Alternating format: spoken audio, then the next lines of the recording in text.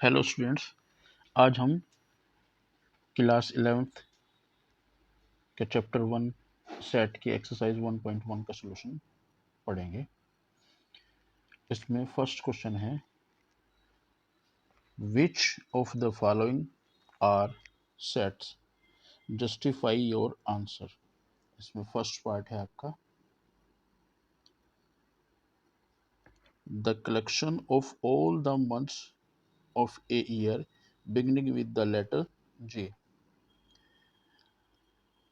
जे के साथ शुरू होने वाले वर्ष के सभी मंथ्स का कलेक्शन एक वेल डिफाइंड कलेक्शन है, क्योंकि कोई निश्चित रूप से इस कलेक्शन कलेक्शन से रिलेटेड मंथ्स की पहचान कर सकता है।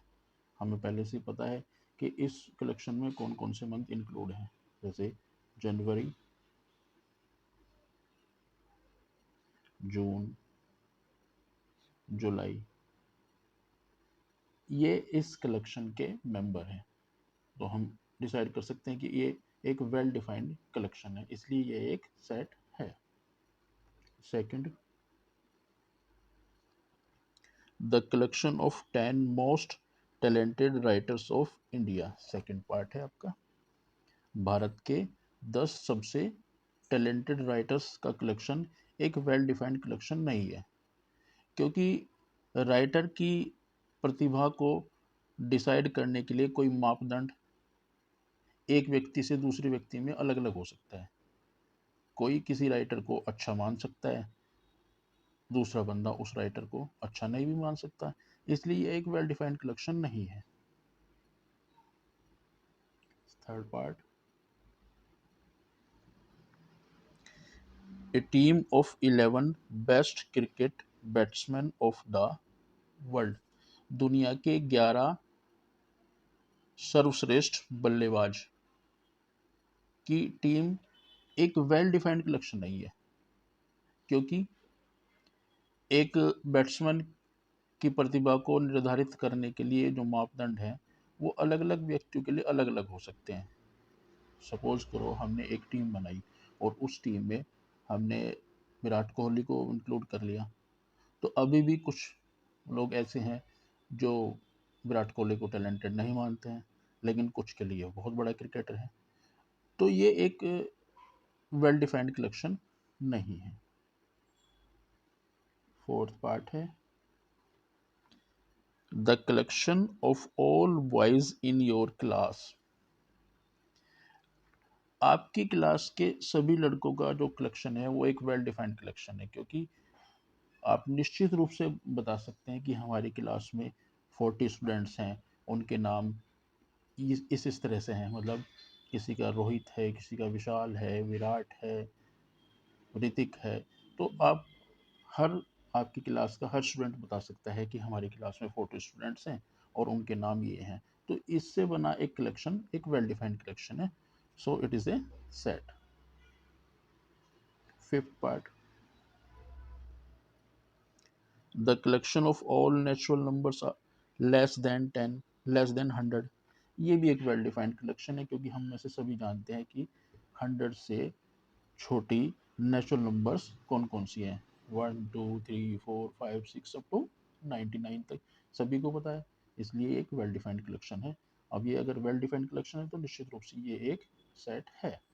नेक्स्ट क्वेश्चन है, नेक्स्ट पार्ट है इसका, sixth, the collection of novels written by the writer Munshi Premchand. ये भी एक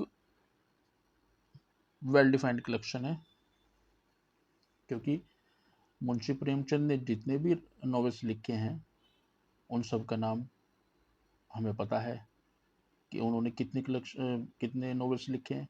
तो इससे बना जो कलेक्शन है वो एक वेल डिफाइंड कलेक्शन है, इसलिए it is a set. Next question है seventh, the collection of all even integers. सभी इवन इंटीजर्स का कलेक्शन एक वेल डिफाइंड कलेक्शन है, क्योंकि कोई भी निश्चित रूप से एक इंटीजर को पहचान सकता है कि ये इवन नंबर है या ऑड नंबर है, ठीक है। तो इससे जो कलेक्शन बनेगा वो एक वेल डिफाइंड कलेक्शन है, हमें मालूम है। सपोज करो इसमें हमने 2 4 6 8 अप टू सो ऑन लिया, तो ये एक वेल डिफाइंड कलेक्शन है, सभी को पता है कि ये 2 इवन इंटीजर्स है, किसी को कोई कंफ्यूजन नहीं है कि 4 इवन इंटीजर्स नहीं है या है। तो ये एक वेल डिफाइंड कलेक्शन है, so it is a set.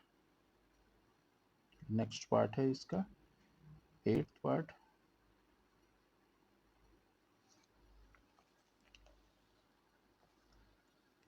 The collection of questions in this chapter, 8th part है। इस चैप्टर के क्वेश्चन का कलेक्शन एक वेल डिफाइंड कलेक्शन है, क्योंकि कोई भी डेफिनेटली इस चैप्टर के सभी क्वेश्चंस की पहचान कर सकता है, बता सकता है कि ये क्वेश्चन इस चैप्टर से है या नहीं है। तो it is a well defined collection, so it is a set. Next part है आपका 9th, the collection of most dangerous animals of the world. ये वेल डिफाइंड कलेक्शन नहीं है, क्योंकि एक जानवर की खतरनाक होने के मापदंड व्यक्ति से व्यक्ति डिफर हो सकते हैं। कोई व्यक्ति किसी जानवर को खतरनाक मानता है, कोई व्यक्ति उसको, यहाँ तक कि हमने देखा होगा लोग शेर भी पालते हैं, लेकिन एक व्यक्ति के लिए शेर बहुत खतरनाक जानवर है और दूसरे व्यक्ति के लिए वो एक पालतू जानवर हो गया है। हालांकि मोस्टली सभी लोग शेर नहीं पालते, लेकिन कुछ लोगों को आपने देखा होगा शेर पालते भी हैं। तो एक व्यक्ति के लिए शेर खतरनाक है, दूसरे व्यक्ति के लिए शेर खतरनाक नहीं है।